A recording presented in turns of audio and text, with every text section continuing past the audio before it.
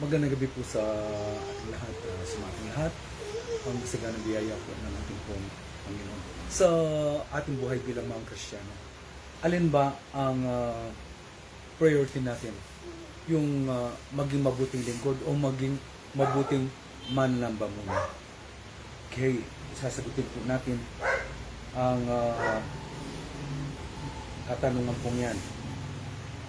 Sa Lucas Kabanata 10, talatang 38. Sa pagyaon nga nila sa kanilang lakad ay pumasok siya sa isang nayon at sa babaeng nangangalang Marta ay tinanggap siya sa kaniyang bahay. At siya may isang kapatid na tinatawag na Maria na naupo rin naman sa paanan ng Panginoon at pinakikinggan ang kanyang salita. Ngunit si Marta ay naliligalig sa maraming paglilingkod. At siya lumapit sa kanya at sinabi, Panginoon, wala bagang anuman sa iyo, napabayan ako ng aking kapatid na babae na maglingkod na mag-isa. Iutos mo nga sa kanya na ako'y tulungan niya. Datapwat sumagot ang Panginoon. Sinabi sa kanya, Marta, Marta, naliligalig ka at nababagabag tungkol sa maraming bagay. Datapwat isang bagay ang kinakailangan. Sapagkat pinili ni Maria ang magaling na bahagi na hindi aalisin sa kanya. Dagdagad makikita natin ang kasagutan sa katanungan, alin ba ang mas mahalaga sa atin bilang anak ng Diyos? Ang maglingkod muna o ang maging mabuting mananamba?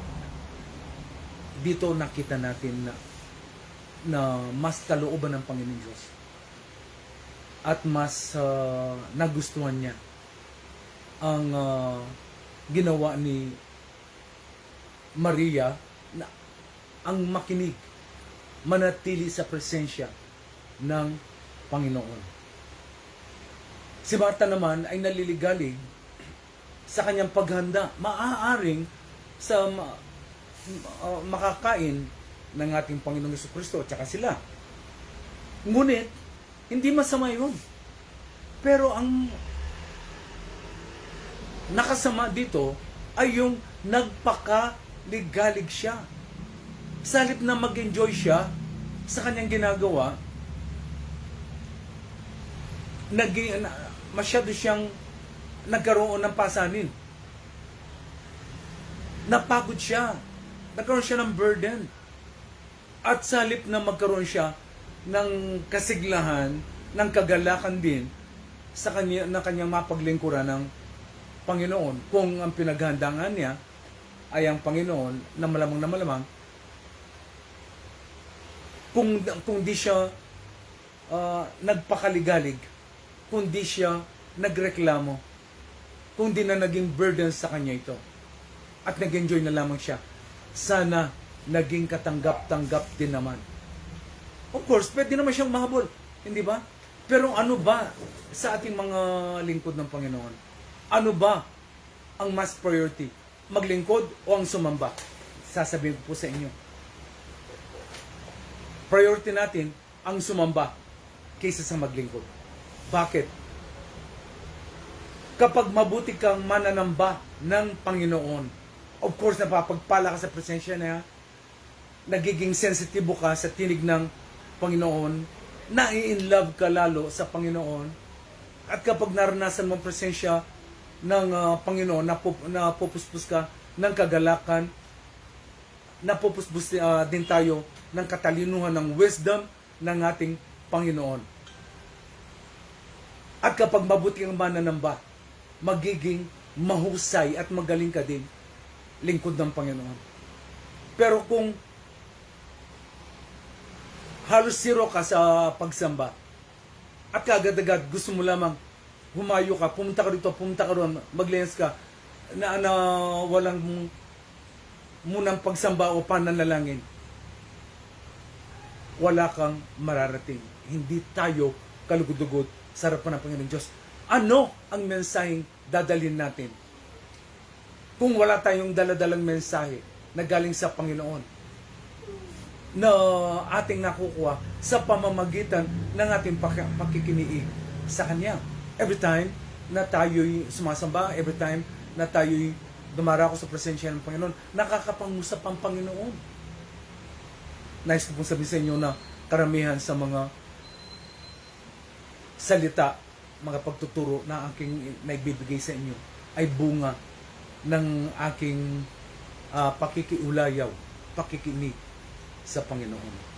Dito sinasabi ng salita ng Panginoon, ginawa ni Maria ang mas kinakailangan. Ito sa English, but one thing is needful, and Mary had chosen the good part. What is most needful is to first listen to the Lord. Is first to be in the presence of God. And then afterwards, pwede tayong maging lingkod. Pwede tayong maglingkod. Pwede tayong gumawa ng mga bagay-bagay. Hindi ba? Ito na lamang, subukan mo. Tatayo ka mula sa iyong pagkakahiga, pagkagising mo sa umaga, na hindi ka puspos ng panalangin. Hindi magiging mabuti ang sequence ng mga bagay na gagawin mo at hindi mo kakargahin dala-dala ang kagalakan ng Panginoon. Iba kapag taglay mo ang timbre ng Panginoon.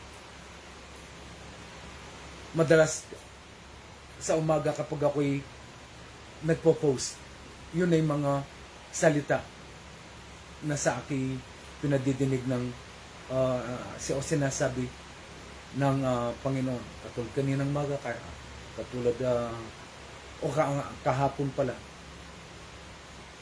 yesterday morning, na kung di ako nagkakamali, ito sinabi ko,